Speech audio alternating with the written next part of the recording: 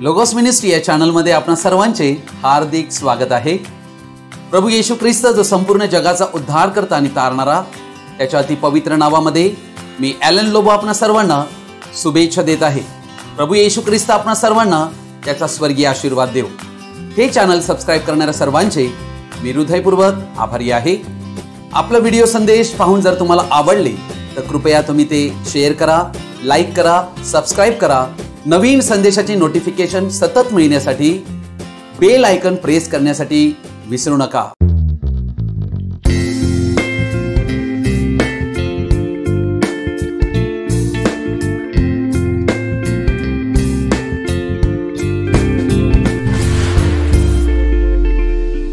आज आपण अत्यंत महत्त्वाच्या आणि गंभीर विषयाकडे आपलं लक्ष लावणार आहोत। हा विषय आहे, काय प्रभू येशू ख्रिस्ताने पेत्रावर आपली मंडळी बांधलेली आहे काय? काय पेत्र हा पहिला पोप आहे काय? हा आजचा विषय आहे। हा विषय अत्यंत गंभीर आणि फार महत्त्वपूर्ण असल्या कारणाने मी आपणा सर्वांना विनंती करीतो की हा संदेश तुम्ही सर्वजणांनी शेवटपर्यंत पाहावा। आपण पाहूया ही पवित्र शास्त्राची शिकवणूक आहे का? अनेक गैरसमज आहेत। ते वचनांतील संदर्भ व्यवस्थितरित्या न अभ्यासल्यामुळे आपल्याला सत्यविरहित ठेवत आहेत। म्हणून पवित्र शास्त्राद्वारे आम्ही त्याचा पडताळा घेऊया। मत्ती शुभवर्तमान याचा 16वा अध्याय आणि याचं वचन 13 ते 20 मी आपणा पुढे वाचत आहे। नंतर फिलिपाच्या कैसाराकडल्या भागात गेल्यावर येशूने आपल्या शिष्यांना विचारले, मनुष्याच्या पुत्राला लोक कोण म्हणून म्हणतात? ते म्हणाले, कित्येक बाप्तिस्मा करणारा योहान, कित्येक एलिया, कित्येक इर्मया किंवा संदेष्टांतील कोणी एक असे म्हणतात। तो त्यांना म्हणाला, पण तुम्ही मला कोण म्हणून म्हणता? सिमोन पेत्राने उत्तर दिले, आपण ख्रिस्त जिवंत देवाचे पुत्र आहात। येशूने त्याला म्हटले, सिमोन बारयोना, धन्य तुझी, कारण मांस व रक्त यांनी नव्हे तर माझ्या स्वर्गातील पित्याने हे तुला प्रकट केले आहे। आणखी मी तुला सांगतो, तू पेत्र आहेस आणि या खडकावर मी आपली मंडळी रचीन व तिच्यावर अधोलोकाच्या द्वारांचे काहीच चालणार नाही। मी तुला स्वर्गाच्या राज्याच्या किल्ल्या देईन आणि पृथ्वीवर जे काही तू बांधशील ते स्वर्गात बांधले जाईल व या पृथ्वीवर जे काही तू मोकळे करशील ते स्वर्गात मोकळे केले जाईल। तेव्हा त्याने शिष्यांस निक्षून सांगितले, मी ख्रिस्त आहे हे कोणालाही सांगू नका। प्रभू या वाचलेल्या वचनावर आपला आशीर्वाद पाठवून देव आणि या वचनाद्वारे आम्हा सर्वांनाही त्याचा आशीर्वाद देव। या ठिकाणी आम्ही पाहत आहोत, प्रभू येशू ख्रिस्त आपल्या स्वतःविषयी विचारत आहे। लोक मनुष्याच्या पुत्राला काय म्हणून समजतात? आणि त्यावेळेला 14व्या वचनात आम्ही पाहत आहोत, कित्येक म्हणाले, कोणी बाप्तिस्मा करणारा योहान म्हणाला, कोणी एलिया म्हणाला, कोणी इर्मया म्हणाला आणि कोणी संदेष्टांतील कोणी एक आला असावा असे त्यांना वाटत होते। 15व्या वचनात प्रभू म्हणतो, तो त्यांना म्हणाला, पण तुम्ही मला कोण म्हणून म्हणता? अर्थात येशूने आपल्या प्रेषितांना आणि शिष्यांपुढे हा आपला प्रश्न, मी नक्की कोण आहे, हा प्रश्न मांडला। त्यावेळेला 16वं वचन आम्ही पाहतो, सिमोन पेत्राने उत्तर दिले, आपण ख्रिस्त जिवंत देवाचे पुत्र आहात। या ठिकाणी प्रभू येशू ख्रिस्ताचं प्रकटीकरण प्राप्त झालेलं आहे। येशू ख्रिस्ताला ओळखण्यासाठी प्रत्येक व्यक्तीला पेत्राप्रमाणेच स्वर्गीय पित्यापासून प्रकटीकरण मिळणे अत्यावश्यक आहे। अन्यथा या जगातील कोणताही व्यक्ती येशू ख्रिस्ताला आपल्या बुद्धीने, ज्ञानाने ओळखू शकत नाही। अर्थात या ठिकाणी आम्ही पाहत आहोत, येशू ख्रिस्ताला ओळखणे हे सार्वकालिक जीवन आहे असे योहान शुभवर्तमान 17वा अध्याय 3रं वचन म्हणते। आणि या ठिकाणी संत पेत्राला प्रभू येशू ख्रिस्ताची ओळख दैवी प्रकटीकरणाद्वारे प्राप्त झालेली आहे। पेत्राला जे प्रकटीकरण प्राप्त झाले होते, प्रभू येशू ख्रिस्त नक्की कोण आहे या प्रकटीकरणावरच येशू ख्रिस्त आपली मंडळी बांधत आहे। अर्थात हे प्रकटीकरण जर कोणाला नसेल तर तो येशू ख्रिस्ताच्या मंडळीचा भागी असू शकत नाही, कारण येशू ख्रिस्त कोण आहे यामध्येच हे रहस्य दडलेले आहे। पुढे 18वं वचन म्हणते, आणखी मी तुला सांगतो, तू पेत्र आहेस आणि या खडकावर मी आपली मंडळी रचीन व तिच्या पुढे अधोलोकाच्या द्वारांचे काहीच चालणार नाही। म्हणून प्रभू येशू ख्रिस्ताने असे कधीच म्हटले नाही की हे पेत्रा मी तुझ्यावर ही मंडळी बांधीन. पहिला प्रश्न हा आहे की मंडळी कोणाची आहे? तर आम्हाला उत्तर माहित आहे, मंडळी ही प्रभू येशू ख्रिस्ताची आहे. कारण येशूने चर्च म्हणजे मंडळीसाठी आपलं रक्त दिले व तोच मंडळीचा तारणारा व मंडळीचा उद्धार करता आहे. म्हणजे मंडळीचा मस्तक तोच आहे. म्हणून केवळ त्यालाच या संपूर्ण ख्रिस्ताच्या मंडळीवर अधिकार आहे. म्हणून ख्रिस्त येशू आपली मंडळी कोणाही मनुष्यावर कधीही बांधू शकत नाही. कारण मनुष्य पापी आहे व मनुष्यामध्ये पापांचा स्वभाव आहे. म्हणून अशा पापी मनुष्यावर देव कदापि आपली मंडळी बांधू शकत नाही. जर कोणी म्हणेल की नाही, चर्च पेत्रावरच बांधलेला आहे, तर आम्हाला हेही माहीत असायला हवे की थोडक्याच दिवसामध्ये ते चर्च पूर्णतः कोलमडून पडलेलं आहे. मत्ती शुभवर्तमान 16 अध्याय 22 वचन मी आपल्या पुढे वाचत आहे. तेव्हा पेत्र त्याला जवळ घेऊन त्याचा निषेध करून म्हणाला. प्रभू येशूचा निषेध पेत्र करत आहे. प्रभूजी, आपणावर दया असो असे आपल्याला होणारच नाही. परंतु तो वळून पेत्राला म्हणाला, अरे सैताना, माझ्याकडून निघून जा. तू मला अडखळण आहेस, कारण देवाच्या गोष्टींकडे तुझे लक्ष नाही, माणसांच्या गोष्टीकडे आहे. हा आहे पेत्र, ज्याचे लक्ष देवाकडे नाही असे येशू त्याला ताकीद देत आहे आणि त्याला त्या ठिकाणी सुधारणूक मिळालेली आहे. लक्षात घ्या, अर्थात पेत्राला येथे येशू सैतान संबोधत नाही, परंतु या ठिकाणी आम्हाला ही गोष्ट समजून घेणे गरजेचे आहे की पेत्र आपल्या दैहिक बुद्धीने बोलत आहे. ही बुद्धी देवाच्या इच्छेच्या विरुद्ध आहे. म्हणून पेत्राला या ठिकाणी अशा प्रकारे येशूने उत्तर दिले, अरे सैताना. पेत्र एक मनुष्य आहे. म्हणून या ठिकाणी आम्ही ही गोष्ट समजणे अत्यावश्यक आहे. नंतर आम्ही पाहतो की प्रभू येशू ख्रिस्ताला धरून देण्यापूर्वी तू 3 वेळा मला नाकारशील, त्याशिवाय कोंबडा आरवणार नाही, ही भविष्यवाणी काही तासापूर्वी येशू ख्रिस्ताने पेत्राला केली होती. आणि त्याचप्रमाणे प्रभू येशू ख्रिस्ताला मी ओळखतो ही गोष्ट त्याने 3 वेळा स्पष्टपणे नाकारली. अशा पेत्रावर आज मंडळी बांधलेली आहे काय? प्रश्न आहे. प्रभू येशू ख्रिस्ताला ज्या वेळेला क्रुसावर देणार होते त्यावेळेला आम्हाला आढळते पेत्र आणि इतर सर्व प्रेषित सर्व पळून गेलेले आहेत. कोणीच राहिलेला नव्हता. केवळ योहान आणि येशूची आई मरिया त्या ठिकाणी क्रुसाजवळ होते. बाकी सर्व पळून गेले होते. बघा, पेत्र अशा प्रकारचा व्यक्ती या ठिकाणी आम्हाला आढळत आहे. आणि अशावर ख्रिस्त आपली मंडळी कदापि बांधू शकत नाही. पुढे 18व वचन म्हणते, आणखी मी तुला सांगतो, तू पेत्र आहेस आणि या खडकावर मी आपली मंडळी रचीन व तिच्या पुढे अधोलोकाच्या द्वारांचे काहीच चालणार नाही. अर्थात प्रभू येशू ख्रिस्त ज्या वेळेला हे शब्द बोलत आहे त्यावेळेला तो एक खोल शिकवणूक आपल्या प्रेषितांना, आपल्या शिष्यांना देत आहे. अर्थात या ठिकाणी प्रभू येशू ख्रिस्त पेत्राविषयी म्हणत आहे की तू पेत्र आहेस. अर्थात पेत्र याचा ग्रीक भाषेत अर्थ आहे पेट्रॉस. पेट्रॉस म्हणजे खडक. अर्थात प्रभू येशू ख्रिस्त या ठिकाणी अशा प्रकारे म्हणत नाही की तुझ्यावर मी आपली मंडळी बांधेन. या खडकावर, अर्थात हा खडक कोण आहे हे आम्ही शोधायला हवं. म्हणजे प्रभू येशू ख्रिस्त हा स्वतः आपली मंडळी बांधणार आहे. पेत्र, ज्याला येशू ख्रिस्ताने म्हटले होते की तू खडक आहेस, पेट्रॉस आहेस, परंतु तोच पेत्र पेत्राच्या पहिल्या पत्रातील 2 अध्यायात खडक कोणाला संबोधत आहे पाहूया. 4 आणि 5 मी वाचत आहे. माणसांनी नाकारलेला तरी देवाच्या दृष्टीने निवडलेला व मूल्यवान असा जो जिवंत धोंडा त्याच्या जवळ येत असता. आता हा संत पेत्र जिवंत धोंडा म्हणजे खडक कोणाला म्हणत आहे? स्वतः ख्रिस्त येशूला. कारण तो जिवंत धोंडा आहे ज्यांतून, ज्या खडकांतून पाणी येत होतं. जो खडक इस्रायल लोकांच्या मागे मागे चालत होता. आणि आता वचन 5 म्हणते, तुम्हीही स्वतः जिवंत धोंड्यासारखे. आता या ठिकाणी अत्यंत महत्वाची गोष्ट लिहिलेली आहे. पेत्र स्वतः एक धोंडा आहे, खडक आहे. ख्रिस्त येशू देखील एक खडक आहे. आणि आम्ही सर्व विश्वासणारे आम्ही देखील जिवंत धोंडे आहोत.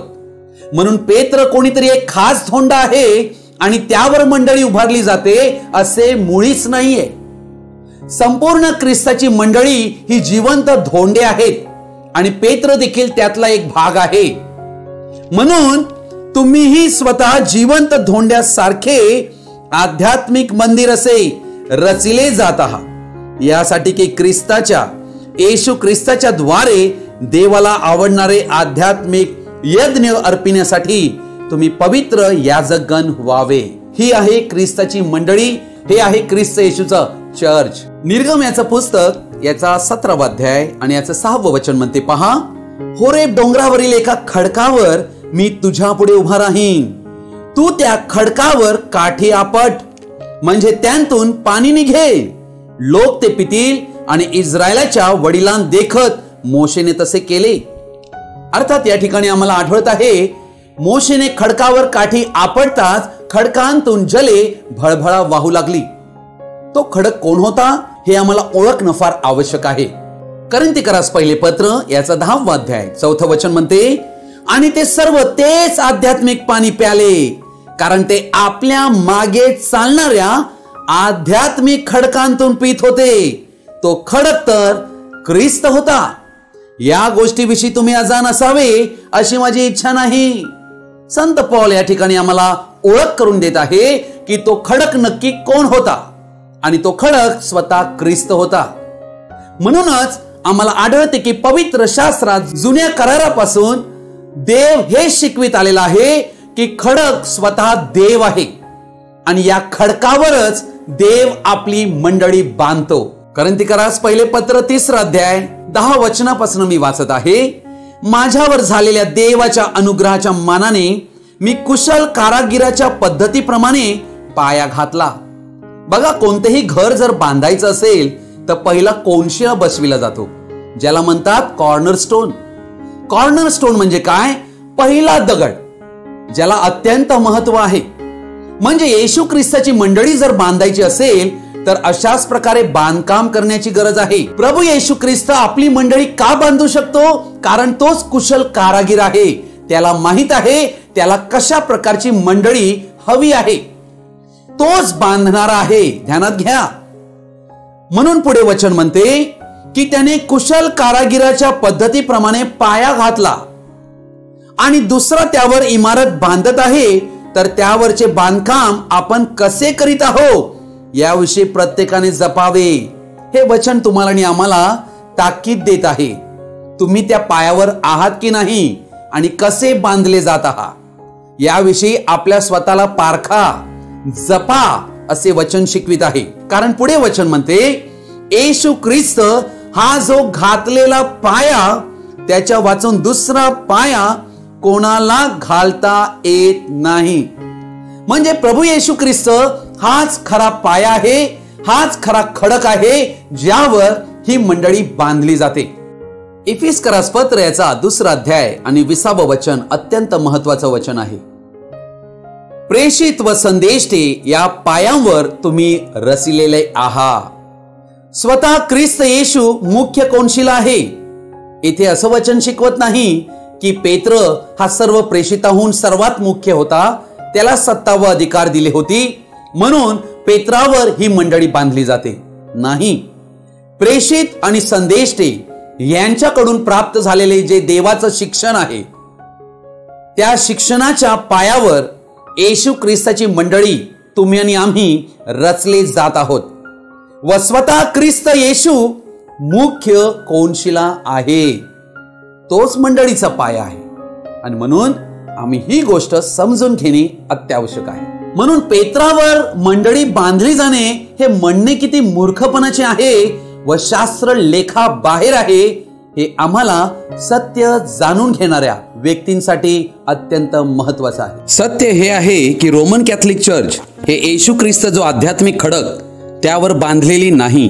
कारणाने लवकरच ती प्रकटीकरण 17 अध्याय आणि 18 अध्यायाच्या भविष्यवाणीनुसार व मत्तेकृष्ण वर्तमान 7वा अध्याय 24 ते 29 यात दिलेल्या दाखल्याप्रमाणे वाळूवर बांधलेली असल्या कारणाने पूर्णतः कोसळणार आहे. पेत्राचे दुसरे पत्र याचा 3रा अध्याय आणि याचं 16वं वचन मी आपणापुढे वाचत आहे. कशा प्रकारे या जगामध्ये देवाच्या वचनाचा गैर अनुवाद केला जात आहे आणि याविषयी संत पेत्र स्वतःहून आपल्या पत्रात काय म्हणत आहे हे आम्ही लक्षपूर्वक ऐकूया. आणि त्याने आपल्या सर्व पत्रांत या गोष्टींचा उल्लेख केला आहे. कोणी? संत पौलाने. त्यात समजावयास कठीण अशा काही गोष्टी आहेत. अज्ञानी व अस्थिर माणसे इतर शास्त्र लेखांचा जसा विपरीत अर्थ करीतात तसा यांचाही करीतात. अशाने ते स्वतःच्या नाशाला कारणीभूत होतात. देवाच्या कोणत्याही शब्दाचा, कोणत्याही वचनाचा गैर अनुवाद करणे हे महापाप आहे. म्हणून या ठिकाणी आम्ही पाहत आहोत, अज्ञानी आणि अस्थिर माणसे देवाच्या शास्त्रलेखाचा विपरीत अर्थ काढतात आणि त्यामुळे ते स्वतःच्या नाशास कारणीभूत ठरतात. म्हणून देवाच्या वचनाबरोबर आम्ही कधीही खेळ करता कामा नाही. खरी गोष्ट ही आहे की रोमन कॅथलिक चर्च हे आपले सिद्धांत व आपले शिक्षण पटवून देण्यासाठी कोणतेही एक वचन बायबल मधून घेऊन त्याचा गैर अनुवाद करीत आहेत. तर हे सर्वच दावे बायबलच्या आधारावर पूर्णतः खोटे साबित होतात. जे रोमन कॅथलिक बंधुजन हा व्हिडिओ पाहत आहे त्यांना असं वाटत असणार की मी त्यांच्या विरुद्ध बोलत आहे. नाही प्रियजन हो, मी तुमच्या विरुद्ध बोलत नाहीये. मी तुमच्या विरुद्ध बिलकुल नाहीये, परंतु मी तुम्हाला सत्य सांगू इच्छित आहे आणि हे तुम्ही समजून घ्यावे अशी माझी इच्छा आहे. कारण या सर्व शिकवणुकी पवित्र शास्त्राच्या विरुद्ध आहेत. मार्क शुभवर्तमान 7वा अध्याय त्यात लिहिलेला आहे 7व्या वचनापासून, ते व्यर्थ माझी उपासना करीतात, कारण ते शास्त्र म्हणून जे शिकवितात ते असतात मनुष्यांचे नियम. तुम्ही देवाची आज्ञा बाजूला सारून देता व माणसांच्या संप्रदायाला चिकटून राहता. आणखी तो त्यांना म्हणाला, तुम्ही आपला संप्रदाय पाळण्याकरिता देवाची आज्ञा मोडण्याचा छान मार्ग शोधून काढला आहे. आम्हाला या वचनावर विचार करण्याची फार फार आवश्यकता आहे. आम्ही पाहत आहोत की रोमन कॅथलिक चर्चद्वारे अनेक चालीरीती व अनेक विश्वास अस्तित्वात आलेले आहेत, परंतु हे सर्व पवित्र शास्त्रालाच विरोध करीत आहेत. म्हणूनच आम्ही ही गोष्ट तपासणं फार आवश्यक आहे आणि जे सत्य आहे त्याचा स्वीकार करून असत्य गोष्ट सोडून देणे अत्यावश्यक आहे. मत्ती शुभवर्तमान 16वा अध्याय 19 वचनात असं म्हटलेलं आहे, मी तुला स्वर्ग राज्याच्या किल्ल्या देईन आणि पृथ्वीवर जे काही तू बांधशील ते स्वर्गात बांधले जाईल व पृथ्वीवर जे काही तू मोकळे करशील ते स्वर्गात मोकळे केले जाईल. अर्थात स्वर्ग राज्याच्या किल्ल्या म्हणजे काय? अनेक ठिकाणी आम्ही पाहत आहोत मोठ्या मोठ्या किल्ल्या चर्चला लावून ठेवलेल्या आहेत. त्या किल्ल्या येशूने दिल्या होत्या काय? पेत्राला, की या चाव्या घेऊन जा, स्वर्गाचं राज्य उघडता येईल. किल्ल्या म्हणजे अनेक वचन हा शब्द आम्हाला आढळत आहे. ही गोष्ट आम्हाला समजणं फार आवश्यक आहे की या आध्यात्मिक किल्ल्या आहेत. येशू ख्रिस्ताने या ठिकाणी म्हटले, मी तुला स्वर्ग राज्याच्या किल्ल्यात देईन. आणि येशू ख्रिस्ताचा मृत्यू होईपर्यंत येशूने कधीही पेत्राला या चाव्या दिल्या नव्हत्या. लक्षात घ्या, ह्या ज्या चाव्या आहेत, किल्ल्या ज्या आहेत, या अधिकाराला दर्शवित आहेत. व या ठिकाणी प्रभू येशू ख्रिस्ताने अशा कोणतीही शिकवणूक दिली नाही की मी तुला संपूर्ण युनिव्हर्सल चर्चवर अधिकार देत आहे, परंतु याचा गैर अनुवाद करण्यात आलेला आहे. हे आम्ही स्पष्ट समजायला हवं. आणि पेंटिकॉस्टच्या दिवशी पवित्र आत्मा ज्या वेळेला उतरला त्यावेळेला या 3 चाव्या प्रेषित 2:38 या वचनामध्ये 3 चाव्या देण्यात आल्या. पहिली चावी, पश्चाताप करा, पश्चातापाशिवाय कोणीही स्वर्ग राज्यात जाऊ शकत नाही. दुसरी गोष्ट, पापमोचन. पापमोचन येशू ख्रिस्ताच्या रक्ताद्वारे, येशू ख्रिस्ताच्या नावाने बाप्तिस्मा घेतल्यानेच प्राप्त होऊ शकते असे वचन प्रेषित 2:38 शिकविते. आणि तिसरी चावी आहे ती पवित्र आत्म्याचा बाप्तिस्मा.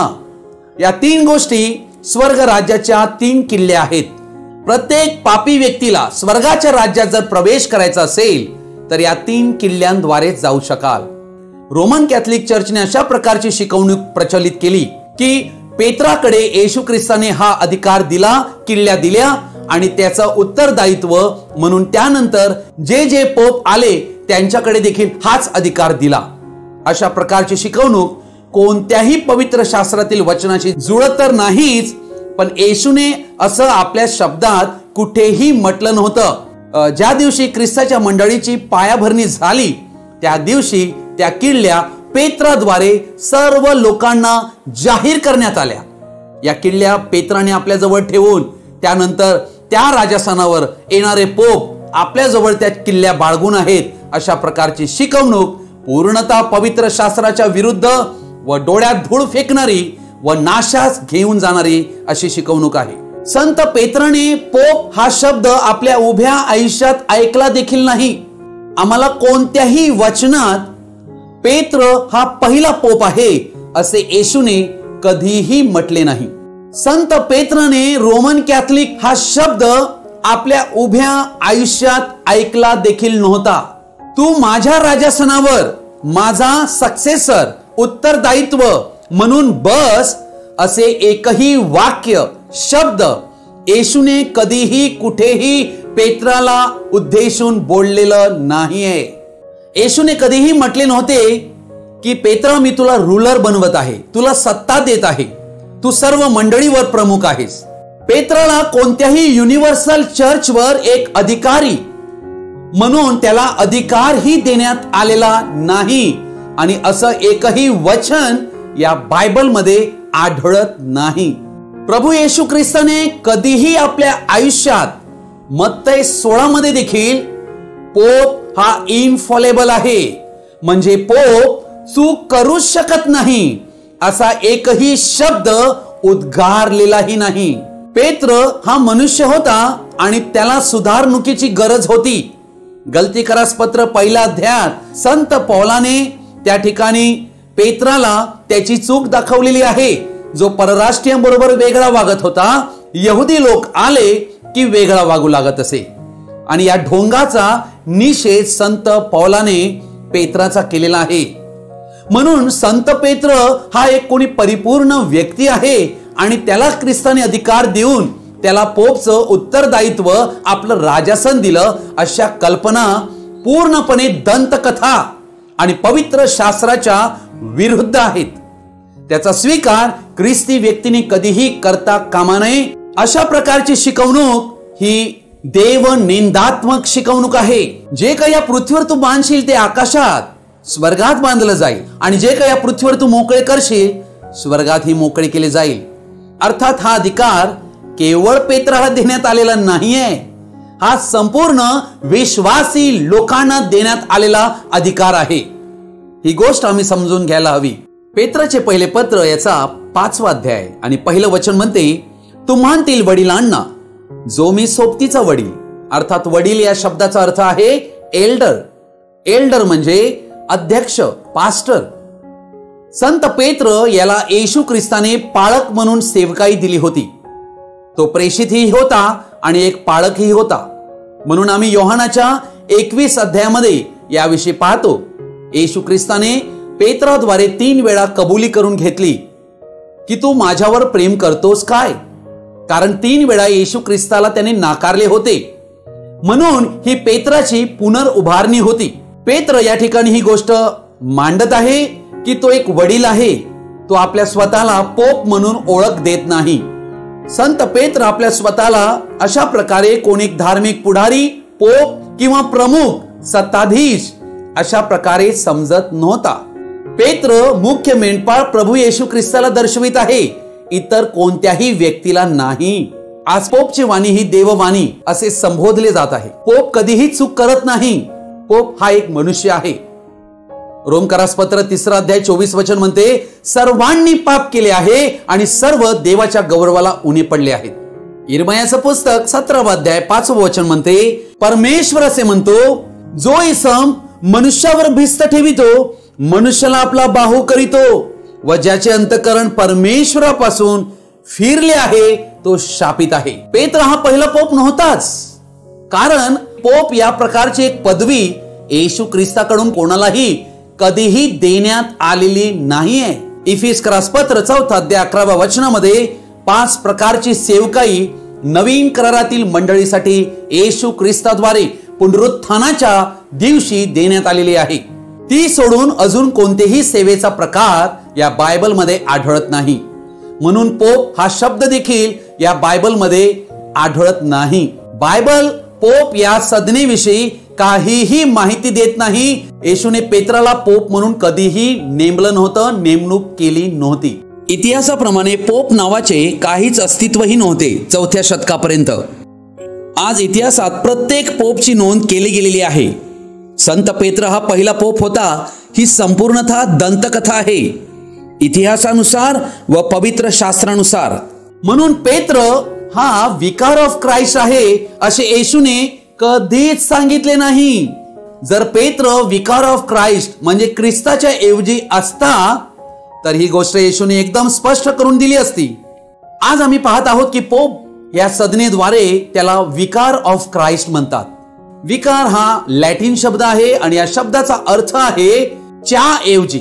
आणि ज्या वेळेला विकार ऑफ क्राइस्ट हा शब्द पोपला उच्चारला जातो, आम्ही पाहतो की ख्रिस्ताऐवजी मी, अर्थात ख्रिस्त हा देवाचा पुत्र आहे आणि त्याची जागा या पृथ्वीवर कोणीही घेऊ शकत नाही.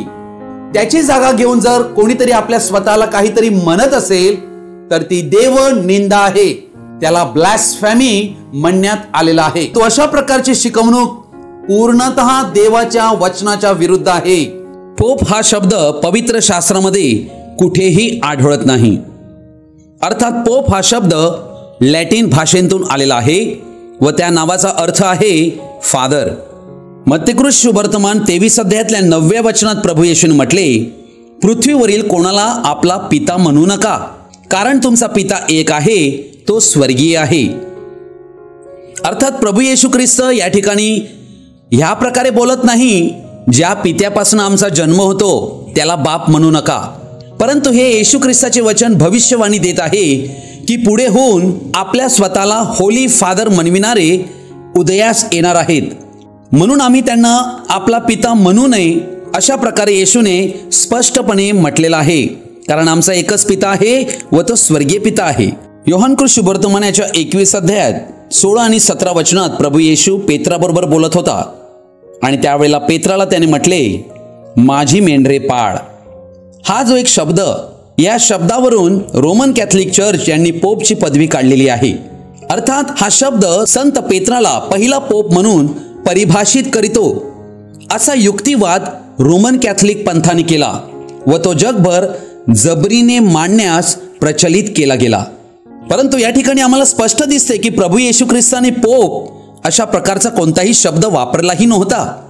मत्तेकृत शुभवर्तमानाच्या 8व्या अध्यायात 14वे वचन म्हणते, नंतर येशू पेत्राच्या घरात गेल्यावर त्याची सासू तापाने पडली आहे असे त्याने पाहिले. अर्थात या ठिकाणी पेत्र हा विवाहित आहे आणि पेत्राचं लग्न झालेलं आहे आणि त्याची सासू या ठिकाणी आजारी आहे असे आम्हाला आढळत आहे.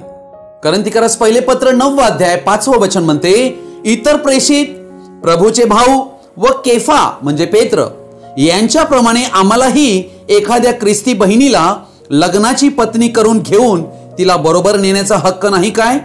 या 2 वचनावरून आम्हाला आढळते की पेत्र विवाहित होता. आज आम्ही पाहत आहोत पोप हे अविवाहित राहत आहेत. अर्थात याविषयी संत पौलाने काय भविष्यवाणी केली होती आम्ही पाहूया. तिमोथेला पहिले पत्र याचा 4था अध्याय आणि याचं वचन 2 पासून मी वाचत आहे.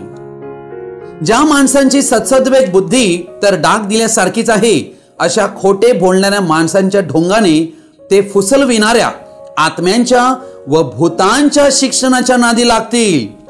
लग्न करावयाची ते मनाई करीतील. अर्थात या ठिकाणी आम्ही पाहत आहोत लग्न करण्याची मनाई करणे हे भूताचं शिक्षण आहे. आणि या ठिकाणी आम्ही पाहत आहोत पवित्र शास्त्रात असं एकही वचन नाही की धर्म गुरूंनी आणि धर्म भगिनींनी अविवाहित राहावं. या पवित्र शास्त्रात कोणीही व्यक्ती एक बोट करून दाखवू शकत नाही की या वचनाप्रमाणे मी धर्मगुरू बनलो आहे, या वचनाप्रमाणे मी धर्म भगिनी बनलेली आहे. अर्थात या सर्व रोमन कॅथलिक चालीरीती आहेत ज्या पवित्र शास्त्राच्या संपूर्ण विरुद्ध आहेत. प्रेषितांची कृत्याचा 10वा अध्याय 25 आणि 26 वचनात काय गोष्ट घडलेली आहे. पेत्र आत जात असता कर्नेल त्याला सामोरे गेला आणि त्याने त्याच्या पाया पडून त्याला नमन केले. पण पेत्र त्याला उठवून म्हणाला, उभे राहा, मीही मनुष्यच आहे. या ठिकाणी आम्ही पाहत आहोत पेत्र एक यहुदी व्यक्ती कर्नेल नावाच्या एक परराष्ट्रीय व्यक्ती जो शताधिपती होता आणि अशा उच्च आणि प्रतिष्ठित व्यक्तीच्या घरी गेलेला आहे आणि त्यावेळेला पेत्राला नमन करताच पेत्राने म्हटले, मीही मनुष्यच आहे.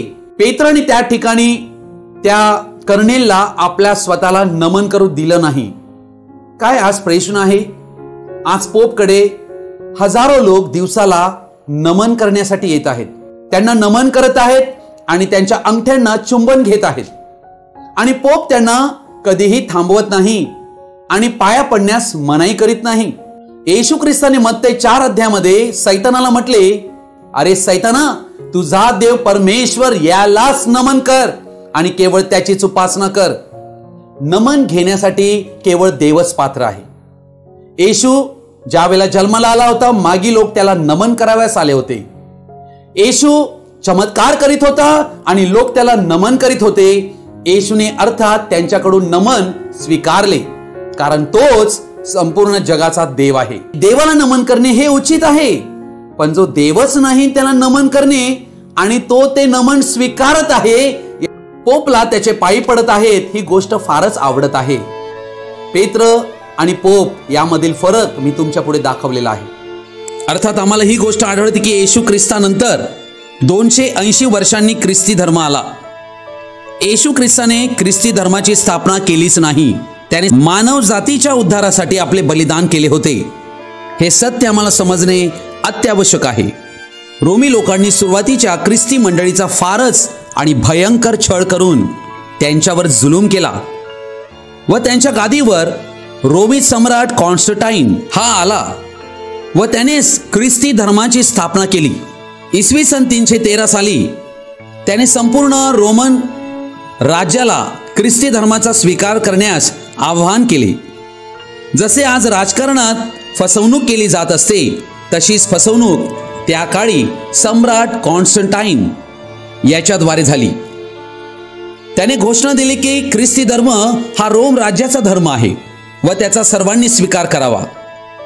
परंतु अशा प्रकारे ख्रिस्ती धर्माचा स्वीकार करणाऱ्या लोकांना बायबल काय, पवित्र वचने काय ठाऊक नव्हते, तारण काय माहीत नव्हते. परंतु जे काही रोमन सम्राट बोलला त्याप्रमाणे त्यांनी ख्रिस्ती धर्माचा स्वीकार केला. अर्थात हे ख्रिस्तीत्वाहून वेगळे होते, कारण येथे धर्म व राजकारणाची मोठी युती झाली व रोमचे रीतिरिवाज पद्धती यांचा स्वीकार ख्रिस्ती धर्मात करण्यात आला. मग फक्त बायबलची नावे, देवी दैवतांची फक्त नावं बदलण्यात आली. अशा प्रकारे हा रोमन सम्राट कॉन्स्टंटाईन स्वतःला केवळ रोमचाच सम्राट म्हणविले नाही, तर संपूर्ण चर्चवर हुकूमत बजावली व त्याद्वारे लोकांवर पूर्ण ताबा मिळविला. हा ख्रिस्ती धर्म लोकांना येशूकडे आणण्याचा मार्ग नव्हता, फक्त लोकांना आपले गुलाम करण्याचा हा दुष्ट मार्ग होता. रोमच्याच धर्माचे देवी दैवतांची भक्ती करण्यास लावून त्यांना शिकविले की चर्च ही तुमची आई आहे आणि जर तुम्ही आईला मानित नसाल तर तुम्हाला देवाच्या राज्यांतून म्हणजे रोमच्या राज्यांतून बहिष्कृत केले जाईल. अशा प्रकारे या हुकुमशहाने रोमच्या अधिपत्याखाली सर्वांना आणले. अर्थात अशा प्रकारची शिकवणूक प्रचलित केली की रोमन कॅथलिक चर्चला अधिकार आहे कोणाला नरकात टाकावे व देवाच्या राज्यांतून कोणाला काढावे. अशा प्रकारे कॉन्स्टंटाईन या सम्राटाने संपूर्णतः राज्य आपल्या हाती घेतले व तो रोमन कॅथलिक चर्चचा पहिला पोप बनला. प्रकटीकरणाचं पुस्तक याचा 2रा अध्याय आणि याचं 15 वचन म्हणते, तसेच निकलैतांच्या तशाच प्रकारच्या शिक्षणाप्रमाणे चालणारे लोकही तुझ्याजवळ आहेत. अर्थात हे निकलैतांचं शिक्षण याची सुरुवात ही त्या काळी झालेली आहे. रोमन कॅथलिक चर्च जी स्वतःला एक माता मंडळी म्हणून संबोधते आणि ती मूळ मंडळी आहे असा तिचा दावा आहे आणि ही गोष्ट खरी आहे. परंतु ही मूळ मंडळी रोम बरोबर तिने युती केली म्हणून रोमन कॅथलिक चर्च ही पहिली संस्था व संघटित चर्च बनली व रोमन कॅथलिक चर्चमध्येच निकलैतांची शिकवण आढळली. निकलैताचं शिक्षण म्हणजे काय, याला इंग्लिशमध्ये म्हटलेलं आहे निकोलाइटिझम, म्हणजे डिवाइड अँड रूल, म्हणजे फुटाफूट करून त्यांच्यावर राज्य करावे.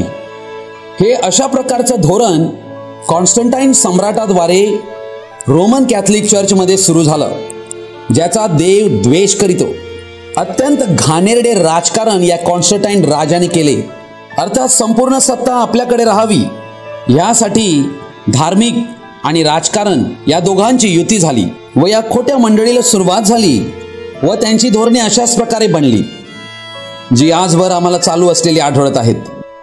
प्रिय भावांनो बहिणींनो, आपण महासंकटाच्या काळाला सुरुवात होण्याच्या वेळेत पोहोचलेलो आहोत, म्हणून गंभीर व्हा। वेळ फारच थोडा उरलेला आहे। कृपेचा कालखंड समाप्त होण्याच्या वेळेत आम्ही पोहोचलेलो आहोत, म्हणून आजच आपले तारण साधून घ्या, कारण आजचा दिवस तारणाचा दिवस आहे। तारणाचा दिवस उद्या येणार नाही। आपले तारण साधून घेण्यासाठी पश्चातापाने देवाकडे या। देवाचं वचन असंच आहे की नाही हे पहा, तपासा, पारखा। जर खरं आहे तर त्याचा स्वीकार करा। आत्मा मंडळास काय म्हणतो हे ज्याला कान आहे तो ऐको। प्रभू येशू ख्रिस्ताची कृपा तुमच्या सर्वांबरोबर कायम राहो। आमेन। हा संदेश तुम्ही शेवटपर्यंत आणि ध्यानपूर्वक पाहिल्याबद्दल आपणा सर्वांचा मी हृदयपूर्वक आभारी आहे। हा संदेश ऐकल्यानंतर तुम्हाला नक्की काय कळले तुम्ही कृपया कमेंट बॉक्समध्ये कळवू शकता, आम्हाला फोन करून कळवू शकता। प्रभू येशू ख्रिस्ताची कृपा तुम्हा सर्वांसंगती कायम राहो। आमेन।